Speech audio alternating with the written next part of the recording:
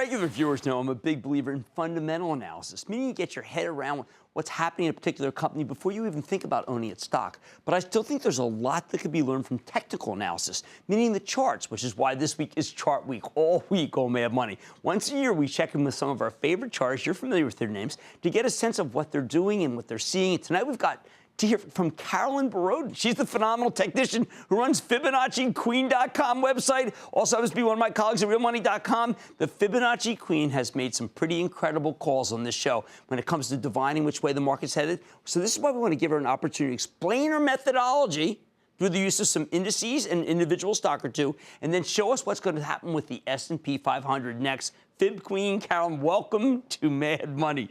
Walk us through and teach us, and then give us the payoff. Okay.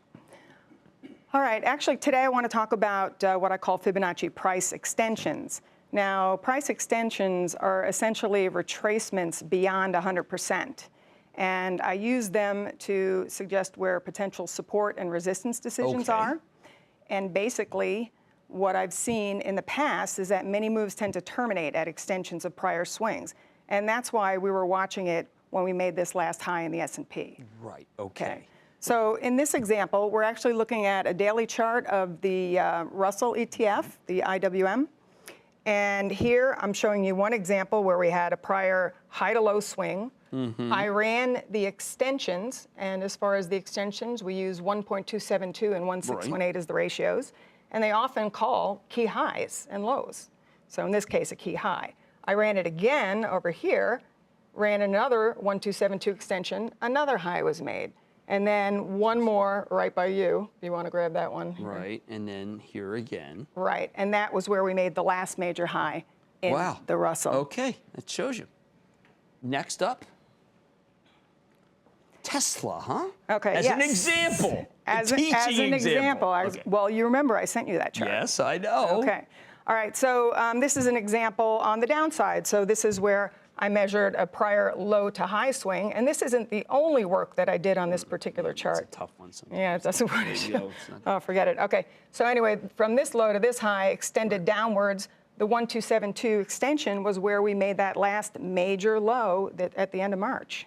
Wow. Okay, does that work for us?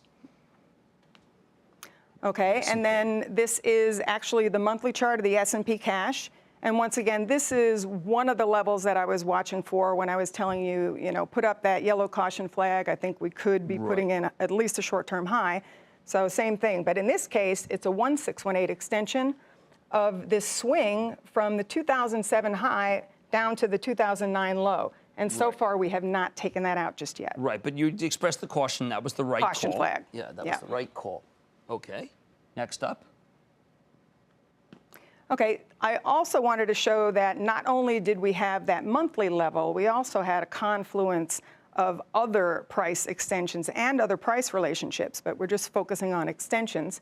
In this case, we also, on the daily chart of the S&P, had an extension that overlapped another extension up here that overlapped yet another extension. So not only did I have the level on the monthly chart, I also had multiple levels that came in on the daily chart, and that's what helps us make our decisions. Okay, let's go. All right, now we're going to start getting into some stuff that that is instructive and predictive. Okay, yeah. As far as the current market, the last decision we actually had was I had a timing cluster between July 7th through the 10th for a possible low. So we had that cluster of cycles as the market was trading down into that time window. And that worked perfectly. Right. We ended up we ended up holding the support. We started seeing buy signals. But now here's the sticky part. Typically, I would look for a 1.272 extension as a target for a move off of this area. Okay? And that would come in at 21.5977. But because we have a new pattern here of lower lows and lower highs, we have to watch this area for a possible failure. Okay. And it comes in at 21.10 to 15. How close are we right now? Oh, we're on top of it right here, right now. So this is day to day. Right. But if we can push through it, then the odds are higher for the extensions on the upside to be reached, 21.59 and 21.90 area. But this isn't like when you came to me and clear head just said, listen, Jim, this is just it's going to turn. You're not sure right here. Oh, yeah, no, I wouldn't be surprised if we did clear this area. You would be. Yeah, I would not be okay, surprised. All right, that's important. Yeah. Okay, next one.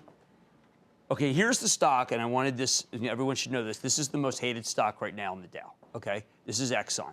So with the stock that's hated, most people don't know how low it can go. So why don't you help us?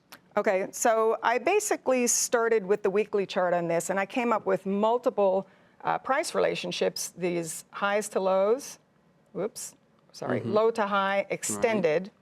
Right. Oh, Okay. forget that. Yeah. And then this low to high extended, the next low to high extended. So there were multiple extensions that we're on top of right here, right now. It also happens to overlap some other major retracements and projections on this chart. All right. So what does that mean? It seems to have held this repeatedly. Yes, if we can continue to hold above either one of these support zones, I'm a buyer of Exxon, even though oil's breaking down, Yes. even though this is the one that has been precipitous leader on the downside.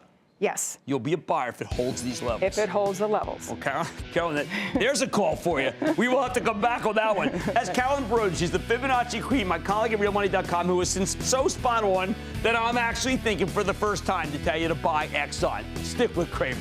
Thank you. Booyah! Jim Cramer here from Mad Money. Thanks for watching CNBC on YouTube. Click here to subscribe and get the jump on my exclusives with CEOs, plus market news, investing advice, and a whole lot more.